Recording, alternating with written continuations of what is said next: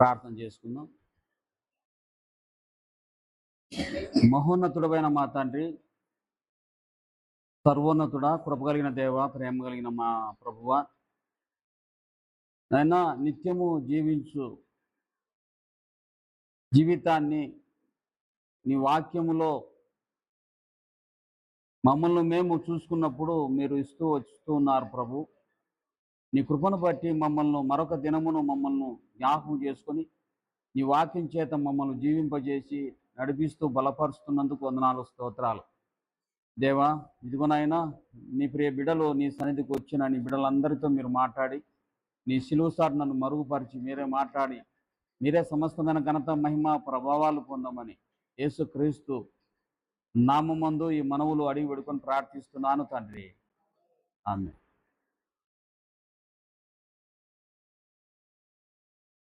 ప్రభునందు ప్రియులారా, దేవుని మాటలు అద్భుతం, ఆశ్చర్యం. ఆయన మన పట్ల చూపెట్టే వాత్సల్యత ఆశీర్వాదకరమైంది. మనం అనుకుంటాము మనము ఇబ్బందుల్లో, కష్టాలలో, అప్పుల్లో, అనారోగ్యం వచ్చినప్పుడు దేవుడు మమ్మల్ని మర్చిపోయాడు, దేవుడు ఉన్నాడా, మాకొచ్చే కష్టాలు, మాకొచ్చే అనారోగ్యాలు ఎందుకు దేవుడు ఉంటే ఈ విధంగా మాకు జరుగుతుందా అనుకుంటాం. కానీ మన దోషములు, మన పాపములు, మన వ్యతిరేకమైన మన జీవితాన్ని మనం గుర్తు చేసుకోలే.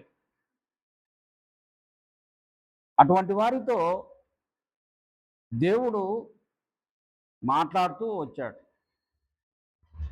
హబక్కూకు అనే ఒక గ్రంథం ఉంది. హబక్కూకు పాత నిబంధన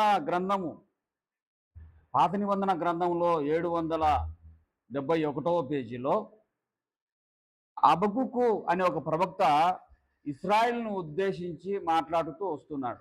ఇశ్రాయేలును మాత్రమే కాదు, మనతో కూడా మాట్లాడుతున్నాడు. ఏమని మాట్లాడుతున్నాడు ఆయన అంటే 3వ అధ్యాయము 2వ వచనములో, హబక్కూకు గ్రంథము 3వ అధ్యాయం 2వ వచనంలో దేవుడంట ఆయన అంటాడు, అయ్యా మీరు కొనుక్కుంటున్నారు, పరాయి దేశాలలో దాసులుగాను బానిసత్వంలో మీరు జీవిస్తున్నారు, కష్టాలలో, నష్టాలలో, వేదనలో దుఃఖపడుతూ దేవుని మీద సనుక్కుంటూ మీరు దేవుడు మాకు ఇంత కష్టం ఉంచాడు అని మీరు అనుకుంటున్నారు, కానీ ఆయన వాత్సల్యత మీకు తెలియదయ్యా అని మాట్లాడుతూ ఆ 3వ అధ్యాయము 2వ వచనంలో అంటాడు, హబక్కూకు గ్రంథంలో ఆయన దేవుడంట కోపించుతూనే వాత్సల్యం చూపువాడు అని రాయబడింది. ఎవరంట ఆయన? కోపించుతూనే వాత్సల్యం చూపువాడు. నిజంగా ఈ దేవుని గురించి ప్రకటిస్తున్నప్పుడు ఇంత మంచి దేవుడా ఆయన, ఇంత కృపగలిగిన దేవుడా ఆయన, ఈయన కోపించుతూనే వాత్సల్యము చూపువాడు. కోపము దేవునికి ఉంటుందా? అవును, మనకి ఏవేవైతే ఉన్నాయో అవన్నీ దేవునికి కూడా ఉన్నాయి. కానీ కోపంలో ఆయన పాపము చేయవద్దని చెప్పాడు. ఆయన కోపించుతూనే వాత్సల్యం చూపువాడు. కోపము ఒక వ్యక్తిని దూరం పెడుతుంది. మన కోపం వచ్చిందనుకో, కొంతమంది పైన మనకు వ్యతిరేకంగా ఏదైనా మాట్లాడినా, మనల్ని ఏదైనా బాధ పెట్టినా, మనల్ని ఏదైనా ఇబ్బందులకు గురి చేసినా, మన గురించి చెడ్డగా మాట్లాడినా, మన కోపం వచ్చి మనం ఏం చేస్తాం తెలుసా? మనము వారిని దూరంగా పెడతాం. రెండోది, వారికి ఏ సహాయము చేయం. ఆ కోపము ఏ సహాయము చేయనీదు. కోపము ఒక వ్యక్తిని తిడుతుంది, ఒక వ్యక్తిని కొడుతుంది. కోపం అనేటువంటిది ఒక వ్యక్తిని దూరం పెడతాం. ఆ వ్యక్తికి ఎటువంటి సహాయం చేయము, ఆ వ్యక్తిని దూషిస్తాం, గాయపరుస్తాం, కొడతాం. కోపంకున్న గుణం అది. కానీ వాత్సల్యం అంట వాత్సల్యం అంట దూరం పెట్టలేని ప్రేమ. వాత్సల్యం అనే పదానికి అర్థం ఏంటంటే దూరం పెట్టలేని ప్రేమ, దూరంగా ఉండలేని ప్రేమ, విడిచి ఉండలేని ప్రేమ, వాత్సల్యత. అర్థం ఏంటంటే ఆయన చెప్తున్న మాటకు అర్థం ఏంటంటే, ఈ ప్రవక్త చెప్తున్న మాటకు అర్థం ఏంటంటే, అయ్యా మీరు విడిచిపెట్టాడు, మమ్మల్ని మా దేవుడు వదిలిపెట్టాడు అని మీరు కొనుక్కుంటున్నారు కానీ ఆయన మీ పైన కోపించుతూనే వాత్సల్యం చూపుతున్నాడు. మిమ్మల్ని దూరము పెడుతూనే దూరం పెట్టలేని దగ్గరగా వస్తున్నాడు. సహాయం చేయకూడదు అనుకుంటూనే సహాయం చేస్తున్నాడు. గాయపరుస్తూనే గాయములు కడుతున్నాడు ఆయన. ఒకవైపు కోపించుతూనే వాత్సల్యత చూపుతున్నాడు ఆయన. దూరం పెట్టలేని వాత్సల్యత అంటే దూరం పెట్టలేని ప్రేమ. ఇది చూడండి చాలా వ్యతిరేకంగా ఉంటాయి. కోపం అనేది దూరం పెడుతుంది, కోపం అనేది సహాయం చేయదు, కోపం అనేది గాయపరుస్తుంది, దూషిస్తుంది. అయితే ప్రేమ అయితే దూరం విడిచి ఉండలేని ప్రేమ. వాత్సల్యత అనేటువంటిది విడిచి ఉండలేని ప్రేమ, దూరం పెట్టలేని ప్రేమ, దూరంగా ఉండలేని ప్రేమ. ఇది వాత్సల్యత. రెండుటికి పొత్తు లేకపోవచ్చు కానీ అయితే దేవుడు కోపించుతూనే వాత్సల్యత చూపువాడు అంట. ఎవరిపైన కోపిస్తాడు దేవుడు? మనం ఎవరిపైన కోపగించుకుంటాం? దేవుడు ఎవరిపైన కోపిస్తాడు? కోపం ఎందుకు కలుగుతుంది అనకు? హెబ్రీ గ్రంథకర్త అంటాడు చూడండి, హెబ్రీలకు రాసిన పత్రిక 3వ అధ్యాయం 17వ వచనంలో ఏమంటాడు ఆయన? ఎవరి మీద 40 ఏళ్ళు ఆయన కోపించెను అన్నాడు. హెబ్రీలకు రాసిన పత్రిక 3:17లో ఎవరి మీద ఆయన 40 ఏళ్ళు ఆయన కోపగించెను? పాపం చేసిన వారి మీదే కదా.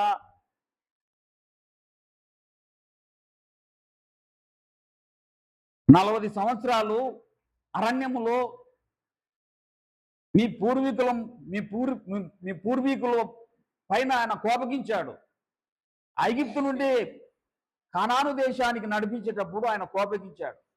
40 ఏళ్ళు కోపముతోనే ఆయన 40 ఏళ్ళు నడిపించాడు. ఎందుకో తెలుసా? వాళ్ళు చేసిన అవిధేయత వలన, వాళ్ళు చేసిన పాపం వలన వాళ్ళని కోపగించుకుంటూనే ఒక సందర్భంలో అన్నాడు, నేను మీతో రానన్నాడు.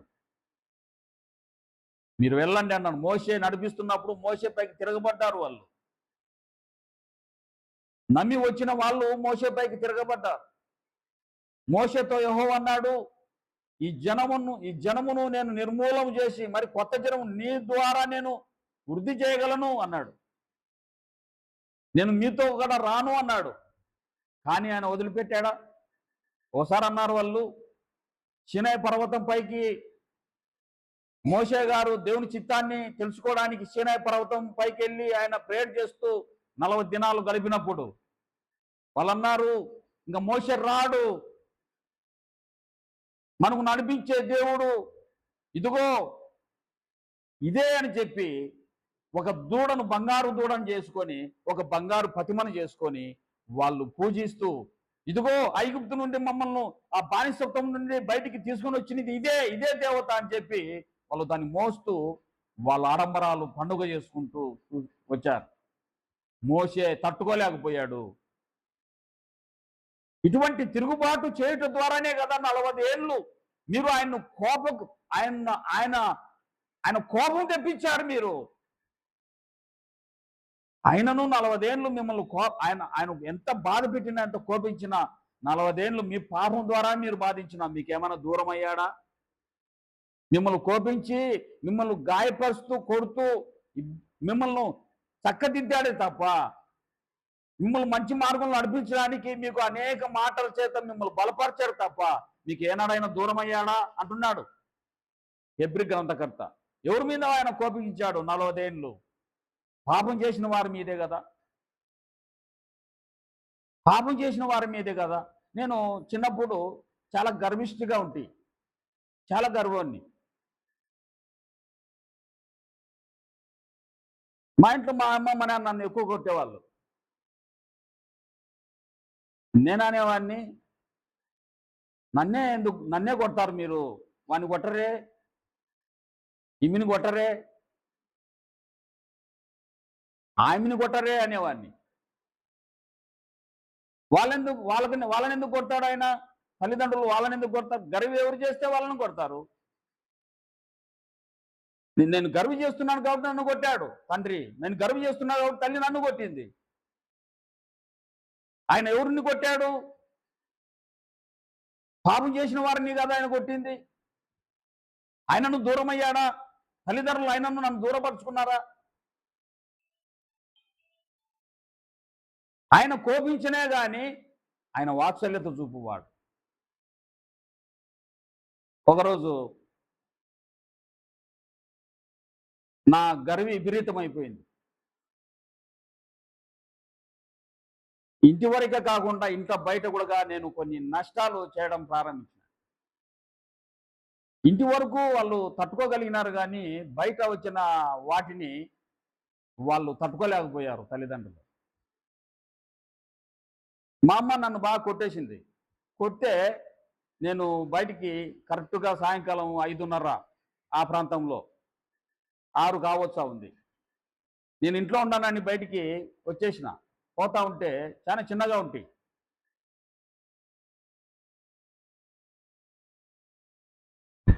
మా యమ్మ ఉండు అని నన్ను వెంటబడింది. మా నాన్న అన్నాడు, "ఎందుకు ఈ టైంలో పోతా ఉన్నావు వాడు మనకు చేతకు దొరకడు పోనీలే" అని. మా నాన్న అన్నాడు, "కడుపు కాలితే వాడు ఇంటికి వస్తాడులే" అని. వాని కడుపు కాలితే వస్తాడులే పోనీలే అని. కానీ మా యమ్మ నన్ను వదిలిపెట్టలా. దరిదాపు ఇట్లా కార్మెంటు దగ్గర నుంచి ఇట్లా శ్రీనివాసుల దావన పూలంగల వరకు పోయినా నేను ఆ చిన్న వయసులో. నిలబడరా అని ఎంట పడతా వస్తా ఉంది. నేను నిలబడలా. నిలబడితే మళ్ళీ పట్టుకొని కొడుతుందని. అక్కడ నుండి పూలంగల దగ్గర నుంచి ఇట్లా పుల్లారాడ హాస్పిటల్ దగ్గరికి వచ్చిన.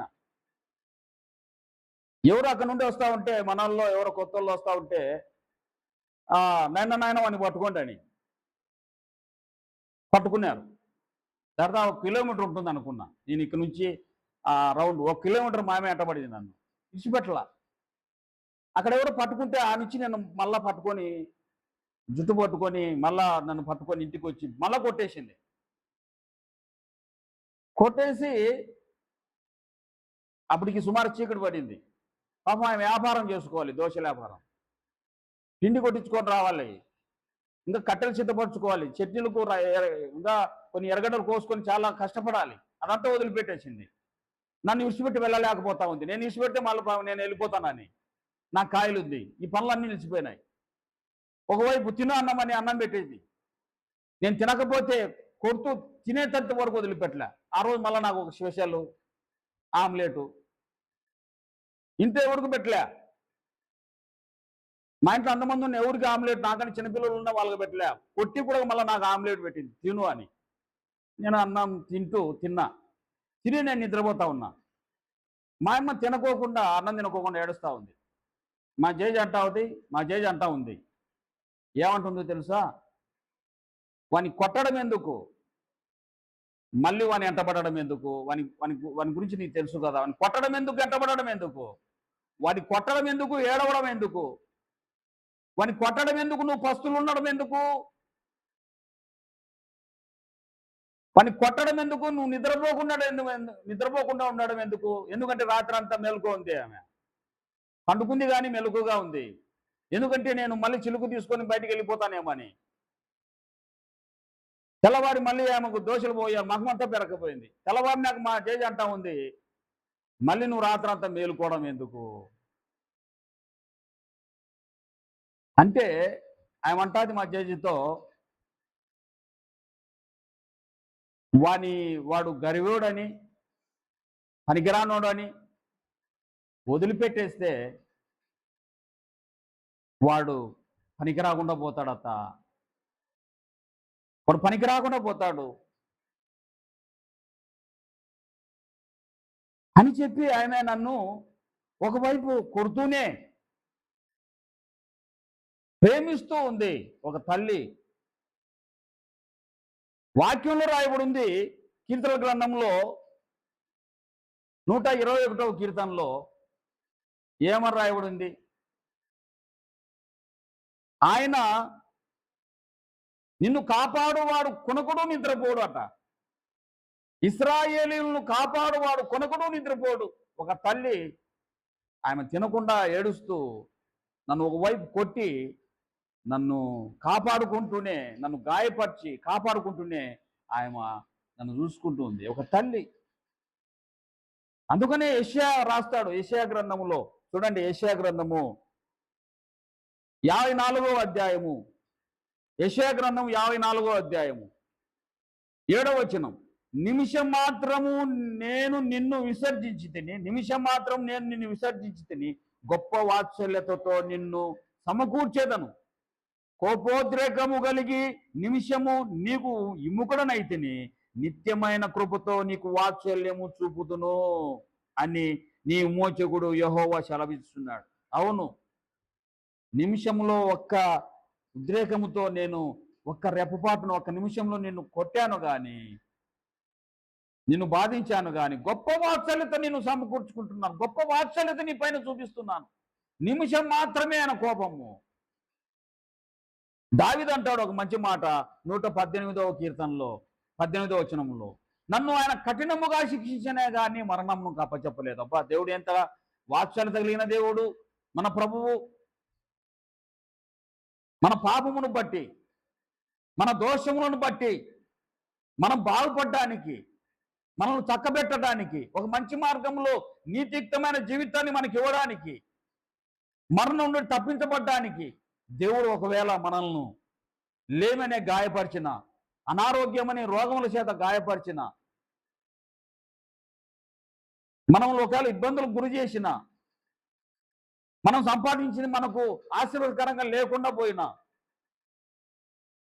మనం దేవుని సన్నిధికి వస్తున్నా ఇసుక్కోకుండా, నేను చేసిన దాన్ని బట్టి, మనం చేసిన దాన్ని బట్టి నేను అనుభవిస్తున్నాను. దావీదు అంటున్నాడు, నన్ను నా పాపమును బట్టి ఆయన కఠినముగా శిక్షించిన కానీ ఆయన నన్ను మరణానికి అప్పచెప్పలేదు కదా.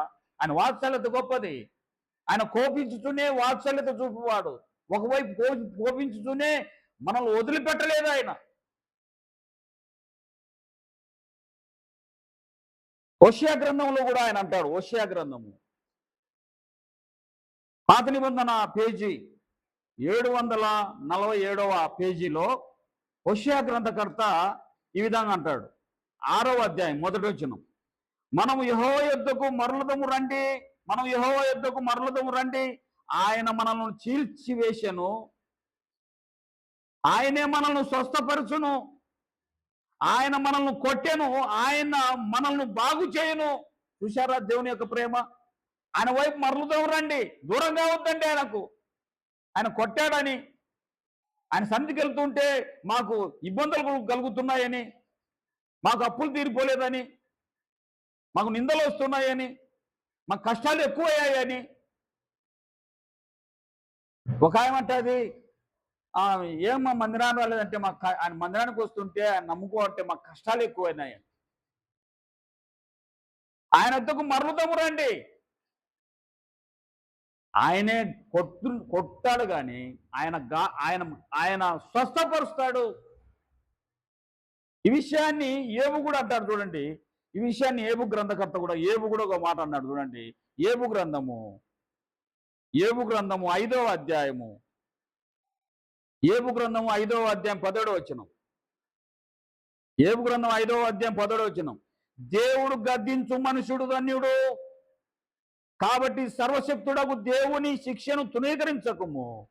ఆయన గాయపరిచి గాయము కట్టును, ఆయన గాయము చేయును, ఆయన చేతులే స్వస్థపరచును. దేవుడు గద్దించు మనుషుడు ధన్యుడు. ఎందుకు గద్దించాడు? నీవు మార్గం తప్పి తిరుగుతూ ఉన్నావు. ఎందుకు గద్దిస్తున్నాడు? నువ్వు చెడ్డ మాటలలో పలుకుతున్నావు. ఎందుకు గద్దిస్తున్నాడు? ఇతరులను మరొక విధంగా నువ్వు అపార్థం చేసుకుంటున్నావు. ఎందుకు గద్దిస్తున్నాడు? నువ్వు ఆయన మాట వింటూనే ఆయనకు లోబడలేదు. కాబట్టి ఆయన ఒకవేళ నీ శిక్షించినప్పుడు ఆ సర్వశక్తుడైన దేవుని నీకు ఒకవేళ ఇబ్బందులు కలుగజేసినప్పుడు నువ్వు తృణీకరించవద్దు. దాన్ని మోయి, దాన్ని భరించు. ఆయన గాయపరిచిన ఆయన చేతులే ఆ గాయములు కడతాయి. ఆయన గాయం చేసిన ఆయన చేతులే స్వస్థత ఇస్తాయి. ఆ హోషేయ గ్రంథకర్త అంటూ ఉన్నాడు, అయ్యా ఆయన వైపు మరుగుదాం రండి. మీరు దూరం కావద్దు, ఆయన దూరం కావద్దు, ఆయన సన్నిధికి దూరం కావద్దు, ఆయన కృతజ్ఞత చెల్లించే విషయంలో దూరం కావద్దు, ఆయన స్తుతించే విషయంలో దూరం కావద్దు, ఆయన ప్రార్థించే విషయంలో దూరం కావద్దు, ఆయన సన్నిధికి వచ్చే ఆలయానికి వచ్చే విశ్రాంతి దినానికి దూరం కావద్దు. ఆయన ఒకవేళ గద్దించిన దానికి లోబడు, ధృవీకరించవద్దు. ఒకవేళ నీ గాయం అయిందా, ఆ గాయములు ఆయన చేతులే ఆ గాయాన్ని కడుగుతాయి. నింద వచ్చిందా, ఆ నింద ఆయనే తీసివేస్తాడు. అవమానం వచ్చిందా, ఆ అవమానాన్ని ఆయనే తీసివేస్తాడు. నీ పాపములు బట్టి నీకు ఏదైతే కలిగిందో అదంతా ఆయనే నీకు బాగు చేసి స్వస్థపరుస్తాడు. నా జీవితాలలో మేము ఆ విధంగా అనుభవించాం. ఎందుకంటే ఈ లోకంలో ఆయన వాత్సల్యత దేన్ని పోల్చలేము. ఆయన వాత్సల్యత దేనికి పోల్చలేము. కోపము మనం దేనికైనా పోల్చవచ్చు. వారి కోపానికి మరొక కోపానికి మనం కోపాన్ని పోల్చవచ్చు. కానీ వాత్సల్యతను అంటే ప్రేమను ఎవరికి పోల్చలేము. ఒక భూమిపైన ఎవరికైనా పోల్చాలి అనుకుంటే అది తల్లికే. ఆ వాత్సల్యతను, ఆ ప్రేమను తల్లి తర్వాత మనం లోకంలో దేనికి పోల్చలేము, తల్లికే పోల్చవచ్చు.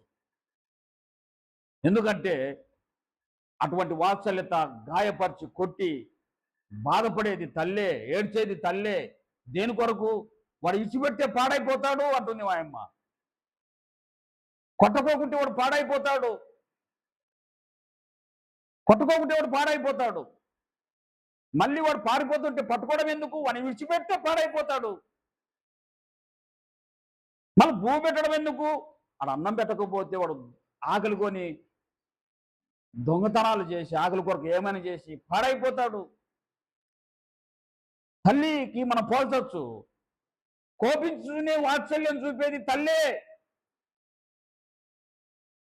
అని అంటున్నాడు. ఆయన కోపించుతూనే వాత్సల్యం చూపువాడు మన దేవుడు. కోపించుతూనే వాత్సల్యం చూపువాడు. తల్లికి మనం పోల్చొచ్చు. అందుకనే ఈ తల్లిని గురించి కూడా మాట్లాడుతూ యెషయా గ్రంథంలో చూడండి 49వ అధ్యాయము. యెషయా గ్రంథం 49వ అధ్యాయం 15వ వచనంలో, స్త్రీ తన గర్భమున పుట్టిన చంటి బిడ్డను మరుతున్నా. చదువొచ్చే వాళ్ళు ఇక్కడ నేర్చుకొని చదివి అందిస్తే చాలా బాగుంటుంది. ఇక్కడ వాకింగ్ చెప్పే వాళ్ళకు నేను నడిపించే ఆ చిన్న సంఘంలో చెప్పక తలకే వాళ్ళు తీసి చదువుతారు. చాలా సంతోషం ఇస్తుంది. ఒక గ్రామంలో, చాలా గ్రామం, మారుమూల గ్రామం అది, ఎర్రబల్లె గ్రామము, చాలా మారుమూల. అడిగి బస్సులు కూడా లేవు. నిజంగా వాళ్ళు ఆ కుండలు చదువుతూ ఉంటే, అందిస్తూ ఉంటే ఎంత బాగుంటుందో. ఈ యెషయా గ్రంథం 49వ అధ్యాయం 10వ వచనంలో, స్త్రీ తన గర్భమును పుట్టిన బిడ్డను కరుణింపకుండా మరుతున్నా వారైనా మరచుదురు గాని నేను నిన్ను మరువను. అవును, అటువంటి వాత్సల్యత చూపే తల్లైనా మిమ్మల్ని మరుస్తుందేమో కానీ నేను నిన్ను మరవను. అవును, మన దేవుడు కోపించుతూనే వాత్సల్యం చూపువాడు. దూరం పెడుతూనే దూరం ఉండలేని ప్రేమ, అది విడిచి ఉండలేని ప్రేమ, తట్టుకోలేని ప్రేమ. మనం ఎందుకు శిక్ష అనుభవిస్తున్నాము, ఎందుకు బాధపడుతున్నాము అంటే మన పాపమును బట్టి ఆయన కోపించాడు తప్ప, మన దోషమును బట్టి ఆయన కోపించాడు తప్ప, దాన్ని మన ప్రతిఫలం పొందుతున్నాం తప్ప మనం చనిపోలేదే, మన పతనం కాలేదే, మన దరిద్రతల్లో దరిద్రంగా లేమే. ఎందుకో తెలుసా? దేవుడు వాత్సల్యత మనల్ని విడిచిపెట్టలేదు. ఆయన అందుకనే నిన్ను ఇడవను ఎడబాయను నిబ్బరం కలిగి ధైర్యంగా ఉండమన్నాడు. యెషయా ఆ యెషయా గ్రంథంలో యెషయా గ్రంథంలో ధైర్యంగా ఉండమన్నాడు ఆయన. కాబట్టి ప్రియులరా, దేవుడు కోపించుతూనే వాత్సల్యత చూపువాడు. అటువంటి దేవుని సన్నిధికి వచ్చాం. ఆయన నిన్ను వెంటాడుతూ ఉన్నాడు. నిన్ను విడిచిపెట్టినట్టుగానే ఉంటారు కానీ విడిచి ఉండలేని ప్రేమ ఆయనది. దూరం చేసుకోలేని ప్రేమ, దూరం పెట్టలేని ప్రేమ. వాత్సల్యత అనగా దూరము ఉండలేని ప్రేమ, దూరం పెట్టలేని ప్రేమ, దూరంగా ఉండలేని ప్రేమ అది. కోపించుతూనే ఆయన మనల్ని వాత్సల్యత చూపువాడు ఆయన. అటువంటి వాత్సల్యత కలిగిన యేసుక్రీస్తు ప్రభువు వారి యొక్క ప్రేమ గొప్పది, గొప్పది, ఆశ్చర్యమైనది.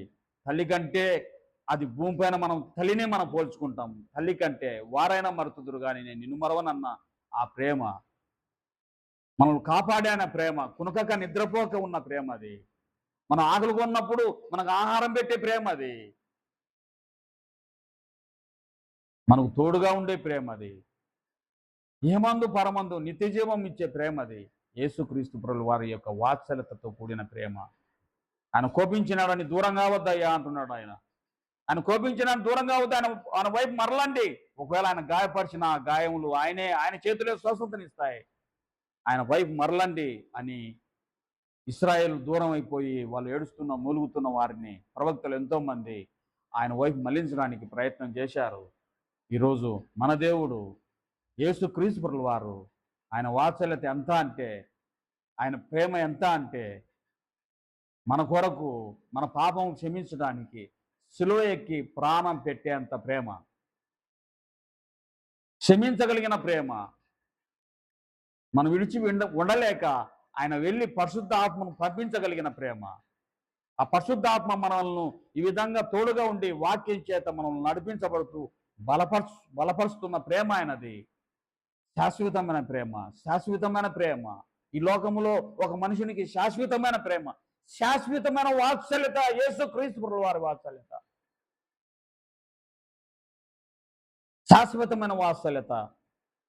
కాబట్టి ఆయన గద్దించినప్పుడు, వాక్యం ద్వారా నిన్ను హెచ్చరించినప్పుడు, నిన్ను గాయపరిచినప్పుడు విసుకక లోబడి పశ్చాత్తాపముతో, అవును ప్రభువా నా పాపములే నన్ను పట్టుకున్నాయి, నా పాపముల చేతనే నేను అవమానించబడుతున్నా, నా పాపములే నాకు అనారోగ్యం, నా పాపములే నన్ను శిక్షిస్తున్నాయి, నీవు వాత్సల్యత చూపు దేవుడవు, నీకు వందనాలు స్వామి, నా పాపాలు క్షమించండి. తప్పిపోయిన కుమారుని మీరు ఏ విధంగా చేర్చుకున్నారో, దూరం అయిపోయి భ్రష్టుడైన తప్పిపోయిన కుమారుని మీరు ఏ విధంగా కౌగులించుకొని ముద్దు పెట్టుకున్నారో అటువంటి నీ ప్రేమను విడిచి నేను ఎక్కడికి వెలుదునయ్యా. నాకు ఏదైనా సమస్య ఉంటే నీకే నేను చెప్పుకుంటాను. నేను ఏదైనా పాపం చేస్తే నీ దగ్గరైనా ఒప్పుకుంటాను. ఏదైనా నేను అన్యాయం చేసింటే దాన్ని నేను నీ సన్నిధిలో ఒప్పుకొని దాన్ని చెల్లించడానికి ప్రయత్నం చేస్తాను అని మన అతిక్రమములు దాచిపెట్టక ఒప్పుకుంటే మన కనికరం పొందుతాం. అటువంటి కనికరము మన ప్రభు ద్వారా మనకు నిత్యము దేవుడు దయచేసి నడిపించును గాక. ప్రార్థించుకున్నాం, కళ్ళు మూసుకుని. కృపావాత్సల్యత కలిగిన మా తండ్రి, ప్రేమామయుడా, సర్వోన్నతుడా, కృప కలిగిన దేవ, ప్రేమ కలిగిన యేసయ్య, నీకు వందనాలు స్తోత్రాలు చెల్లించుకుంటున్నాను స్వామి. నీ బిడ్డలతో ఈరోజు మీరు మాట్లాడుతూ వచ్చినందుకు వందనాలు స్తోత్రాలు. మీరు కోపించుతూనే వాత్సల్యత చూపు దేవుడవు. నీ కోపం నిమిషం మాత్రమే. 130వ కీర్తనలో రాయబడి 30వ కీర్తనలో రాయబడి ఉంది. 30వ కీర్తనలో రాయబడి ఉంది, నీ కోపం నిమిషం మాత్రమే, నీ దయ ఆయుష్కాలం వరకు నిలుచును అని. అవునా ప్రభువా, నీ కోపం నిమిషమే, నీ వాత్సల్యత, నీ ప్రేమ ఆయుష్కాలం వరకు. మేము ఈ లోకంలో జీవించినంత కాలం, ఈ జీవితం విడిచి వెళ్ళిన తర్వాత కూడా నీ ప్రేమ మాకు నిత్యం నడిపించగలదు స్వామి. మేము ఏదైనా బాధించబడుతున్నాము అంటే, నీ కోపానికి గురయ్యాము అంటే, నైనా అది మా పాపమే తప్ప నీ యొక్క తండ్రి కోపము కానే కాదు. నువ్వు మమ్మల్ని కోపించుతూనే వాత్సల్యత చూపు దేవుడవు.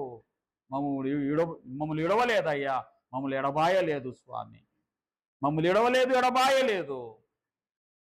నైనా నీకు ఏమి ఇచ్చి రుణం తీర్చుకోలేము ప్రభువా. నీ వైపు మరలుట తప్ప, నీ కృతజ్ఞత చెల్లించుట తప్ప, నీకు ప్రార్థించుట తప్ప మరొకటి ఏమైనా చేయగలమా ప్రభువా? మేమేమి చేయలేము తండ్రి. నీకు స్తోత్రాలయ్యా. నా పాపములు క్షమించండి, నా పాపములు క్షమించండి. నా దోషములే నీకును నాకును అడ్డుగా వచ్చాయి. నా పాపమే నా ప్రార్థన నీ యొద్దకు రానికుండా చేస్తూ ఉంది. నా పాప శిక్ష నేను అనుభవిస్తున్నాను. తండ్రి నన్ను క్షమించటానికి, నన్ను ప్రేమించి నా పాపములు భరించి నా కొరకు శిలువ పైన ప్రాణం పెట్టిన దేవా, నా కొరకు నైనా పరలోకము నుండి దిగి వచ్చావు. నన్ను విడిచి ఉండలేక నీవు నన్ను ప్రేమించడానికి నీ ప్రియ కుమారుడు యేసు క్రీస్తు అనే రూపం ద్వారా ఈ లోకానికి వచ్చి నాకు దగ్గరయ్యావు. ఈరోజు వాక్యం ద్వారా స్పష్టంగా నా హృదయంలో నీ మాటలు ఉంచినందుకు స్తోత్రాలు. నన్ను ఒప్పింపజేస్తున్నందుకు వందనాలు, స్తోత్రాలు. తండ్రి, నా పాపాలు క్షమించండి, నా దుఃఖాన్ని మానుపండి, నా వేదనను మీరు అంగీకరించండి. నాకు తోడుగా ఉండండి ప్రభువా, నాకు తోడుగా ఉండండి. వందనాలు, స్తోత్రాలు స్వామి. వచ్చిన నీ బిడ్డలందరినీ పేరు పేరుని దీవించి బలపరిచి ఆశీర్వాదకరంగా నీ బిడ్డలను మలచమని, బలపరచమని, నైనా నీ బిడ్డలను కోపించుతూనే వాత్సల్యత చూపు దేవుడవు నీవు. నిమిషం మాత్రమే నీ కోపము, నీ వాత్సల్యత గొప్పది. విడువని వాత్సల్యత, విడిచి ఉండలేని వాత్సల్యత నీ ప్రేమ. తండ్రి, మాకు దూరం కాని ప్రేమ. మేము నిన్ను విడిచి పారిపోయినను మమ్మల్ని వెంబడించిన నీ ప్రేమ. తండ్రి, నీ విలువైన నీ ప్రేమకు నైనా నిత్యము నాయన మేము జ్ఞాపం చేసుకుంటూ మరొక పర్యాయము నీకే కృతజ్ఞతాస్తుతులు, వందనములు చెల్లించుకుంటూ ప్రార్థిస్తున్నాము తండ్రి. నైనా ఇక్కడ చేరి నీ బిడ్డలందరినీ మరొకసారి పేరు పేరున దీవించమని, నైనా నీ బిడ్డలను బలపరచమని, ఆశీర్వాదకరంగా చేయమని యేసు క్రీస్తు పరిశుద్ధమైన ఘనమైన నామములో ఈ మనవులు అడిగి వేడుకొని ప్రార్థిస్తున్నాను తండ్రి. ఆమేన్, ఆమేన్.